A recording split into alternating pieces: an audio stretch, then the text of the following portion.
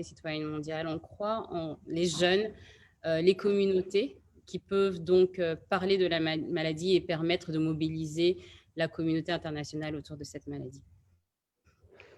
C'est fascinant quand même. Un enfant sur trois en Afrique et on n'en entend pas parler. C'est quand même, ça fait peur. Qu'est-ce qu'on pourrait faire pour, dites-nous un peu plus ce qu'on peut faire. Désolé, je trouve plus les mots. Mais je suis juste choqué par les chiffres que vous dites là. Alors, comment peut-on participer à cette lutte? Comment peut-on lutter contre la malnutrition chronique?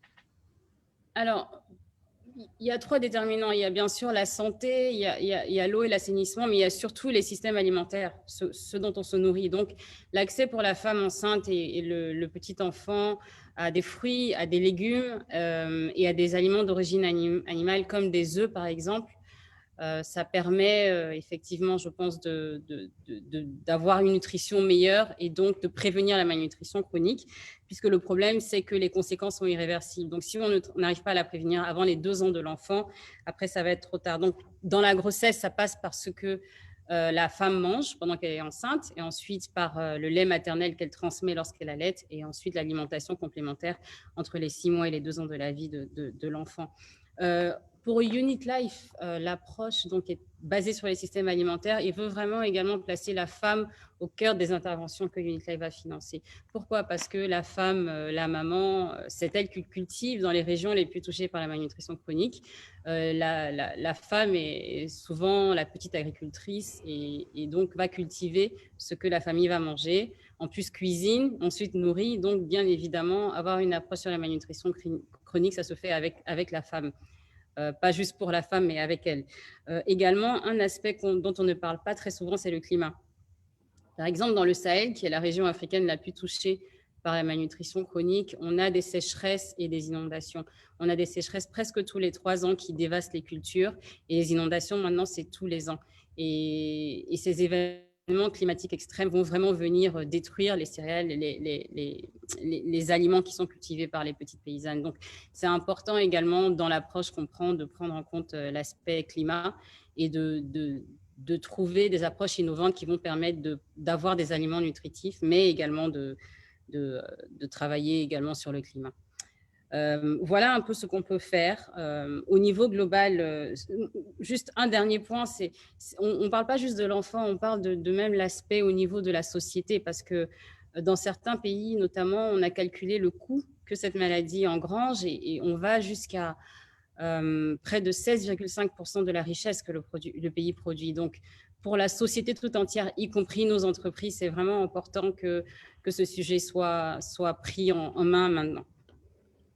Mais voilà, chef Thiam, je voudrais, à ce stade de la conversation, comme je l'ai dit tout à l'heure, vu qu'on a un Master Just de Toufan qui est en ligne avec nous, Master Just, je pense que c'est... Merci beaucoup d'être présent. Master Just est arrivé un peu tard. C'est un groupe togolais d'envergure mondiale qui a été plusieurs fois primé au Afrima, au BET et au MTV Music Award, qui a été plusieurs fois nommé. C'est une fierté pour le continent africain.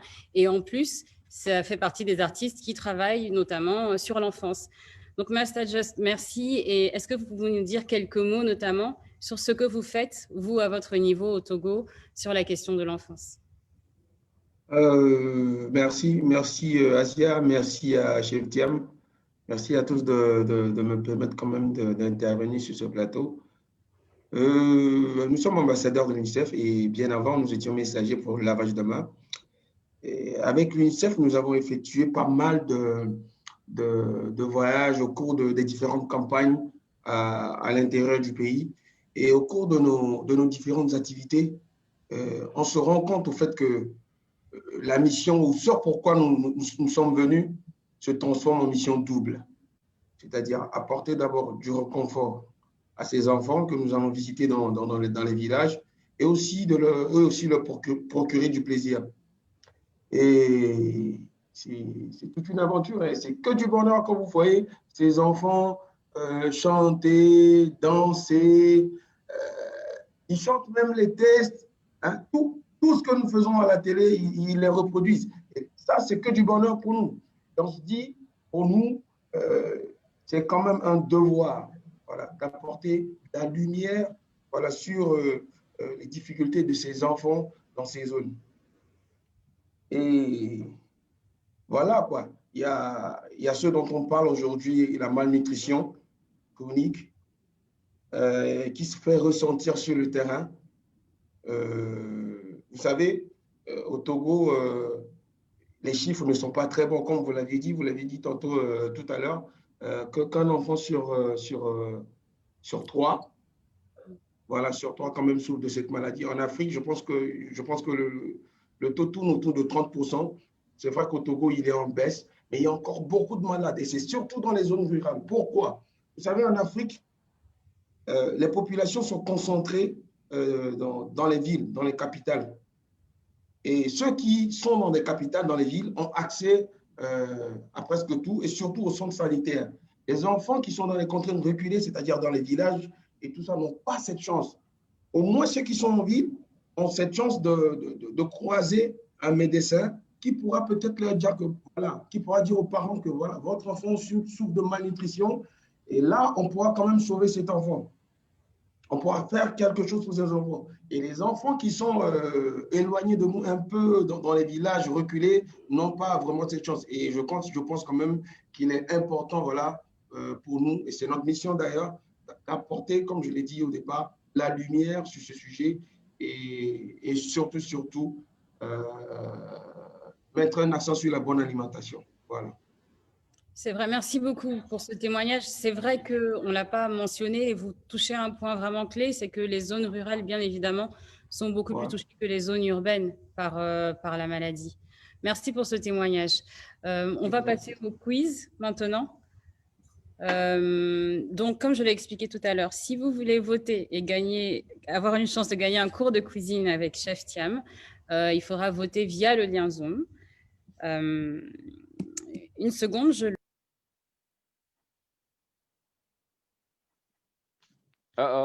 Vous m'entendez? J'entends plus là. Oui, je vous entends. Alors, on va démarrer le pôle. Je vais projeter la première question pour Chef Thiam. En français, hein, parce qu'on a l'interprétation. D'accord. À quel moment de la vie d'un enfant la nutrition est-elle critique pour son développement? Vous pouvez lire les réponses aussi? Ah, je lis les réponses. Ah, d'accord, ok. D'accord. Okay. Durant les 1000 premiers jours de la grossesse à ses 2 ans, et durant les 2 premières années, durant les 10 000 premiers jours de la grossesse à ses 27 ans. Donc, la première réponse, c'était durant les 1000 premiers jours, la deuxième réponse, durant les 2 premières années, et la troisième réponse, durant les 10 000 premiers jours. D'accord, ok. Alors, pour les participants que je vois d'ailleurs nombreux sur le Zoom, sur le Facebook, on ne peut pas voter. Je laisse encore 10 secondes. Ah, ok. Should I stop it? Nous, on ne peut pas voter. Hein? Alors, j'ai fermé la première question. Chef Thiam, vous voyez les réponses des différentes personnes qui ont voté? J'en ai vu quelques-unes. Ah, voilà, je viens de partager les résultats. Oh, wow. OK. Ah, les gens sont bons, ils connaissent les réponses. Hein? Alors, à 70%, ils connaissent. Alors, on va passer à la deuxième question. OK. Alors, question 2, Masta. OK. La question 2. Quelles sont les conséquences de la malnutrition chronique? Alors, est-ce que vous pouvez lire les réponses? Donc, réponse 1. Je ne vois pas. Ah, d'accord, je vais les lire. Réponse 1, la malnutrition chronique affecte la croissance. Réponse 2, la malnutrition chronique affecte le développement du cerveau et du système immunitaire. Réponse 3, réponse A et B, c'est-à-dire la croissance et le développement du cerveau et du système immunitaire. Okay. Alors, bon, les gens sont vraiment bons. Réponse A et B. Bon. On passe à la troisième question. Combien d'enfants de moins de 5 ans voient leur futur compromis du fait de la malnutrition chronique? Réponse 1, un enfant sur 2. Réponse 2, un enfant sur 5. Réponse 3, un enfant sur 10. Je laisse 10 secondes.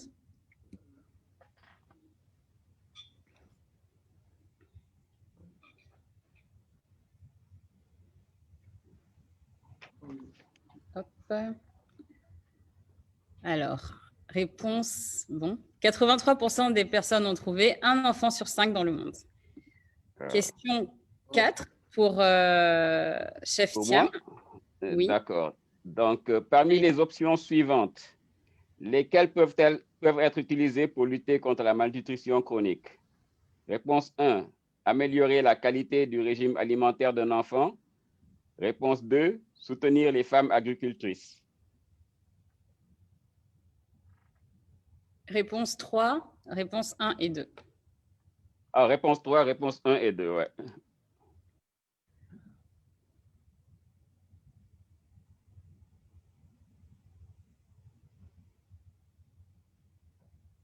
Hop, je partage. Bon, les gens sont vraiment forts.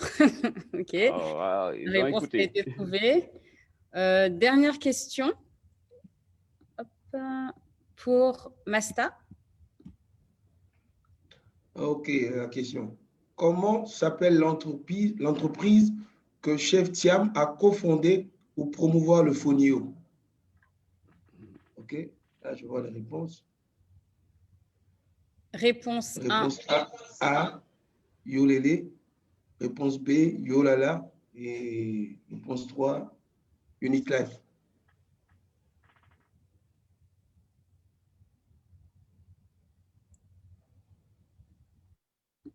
J'arrête le pôle. Alors, Chef Thiam, qu'est-ce que vous en pensez? Je ne vois pas les réponses. Pardon, voilà, ça y est, j'ai partagé. Vous voyez? Ah ouais, je vois les réponses. OK, ben, la majorité, ils connaissent le nom. Yolele. Les gens sont informés. Hein? Les gens sont très informés, même, je dirais. Ah ouais, plutôt, oui. On a donc une audience, je crois, qui est plutôt bien informée. Merci aux participants d'avoir participé à ce quiz. Écoutez, on a 1 ou 2 minutes avant de conclure. Chef Thiam, vous voulez dire quelques mots sur Yolele? Ben oui, Yolele, comme vous l'avez dit, c'est une entreprise sociale, c'est une entreprise alimentaire africaine. Hein, et notre objectif, c'est de travailler avec les petits fermiers dans les zones rurales de l'Afrique. En ce moment, nous focalisons sur le Sahel, donc toute la zone du Sahel qui comprend le Togo, le Sénégal, le Niger, le Tchad, parce que c'est une zone qui est très fragile. Et donc, ce qu'on fait, on prend des produits comme le fonio, qui sont des produits de qualité, qui sont des produits très nutritifs, et on ouvre des marchés pour ces produits-là pour amener des opportunités au niveau de ces régions qui sont les plus pauvres au monde. Donc, en fait, c'est ce que Yolele fait. On a commencé en 2017 avec le fonio, à distribuer notre fonio à New York. Maintenant, nous le distribuons dans tous les États-Unis, dans tous les Whole Foods des États-Unis. Plus de 1000 supermarchés distribuent les fonios de Yolele. On a non seulement le fonio plein, mais on a aussi des pilafs de fonio, 5 pilafs de fonio. On s'apprête à lancer des chips de fonio dans 2 mois dans le marché. Et donc, c'est l'objectif, c'est de trouver d'autres produits comme le fonio. On a commencé à introduire aussi la moringa, le dawa dawa, ce qu'on appelle, comment vous appelez ça au Mali, le sumbala au Mali. Donc, c'est des produits comme ça qui sont très importants. Le baobab aussi, ça fait partie des produits qui vont être introduits petit à petit par Yolele. Et c'est ça notre objectif, c'est de présenter une alimentation africaine saine pour que nous soyons fiers de nos produits, mais qu'aussi que ces produits servent à amener des opportunités chez nous-mêmes, dans nos zones rurales. Yolele. Yolele. Yolele.com. Ouais. J'ai aussi une question pour Chef Thiam. Oui, Master Just. Ouais. Est-ce que vous savez que Yolele, c'est aussi le titre d'un morceau? Oui, c'est le titre de plusieurs morceaux et c'est d'ailleurs une des raisons pourquoi on l'a appelé Yolele, parce qu'il y a ce côté musical et c'est aussi le fait que c'est Peul, comme Assia, c'est Fulani. Et il y a le côté nomadique du Peul qui a été déterminant dans le choix de ce nom, parce qu'on veut que notre cuisine transcende les frontières. On veut que ce message transcende les frontières. Et donc là, l'Afrique, vous savez, comme les peuples n'ont pas de frontières traditionnellement. Ils sont en Afrique de l'Ouest, en Afrique de l'Est, en Afrique du Sud. Et c'est en fait cette vision qu'on a pour Yolélé. Et la chanson, il y a Papa Wemba qui l'a chanté, il y a Youssou N'Dour qui l'a chanté, il y a Baba Mal qui a chanté. Master Just va le chanter, j'espère, un jour. Oui, on va le chanter aussi. J'adore le prototype de Yolélé par Master Just. Merci beaucoup à tous les deux. C'était vraiment une discussion passionnante. J'espère que les participants, à la fois sur le lien Zoom et sur le Facebook Live, ont appris sur la malnutrition chronique. Le gagnant du cours de cuisine que Chef Thiam a bien voulu donner sera annoncé demain à 8h CET sur les réseaux sociaux de Unit Life. Master Just, Chef Thiam, merci beaucoup pour votre contribution, et à tous les participants. Continuez à nous suivre sur vos réseaux sociaux.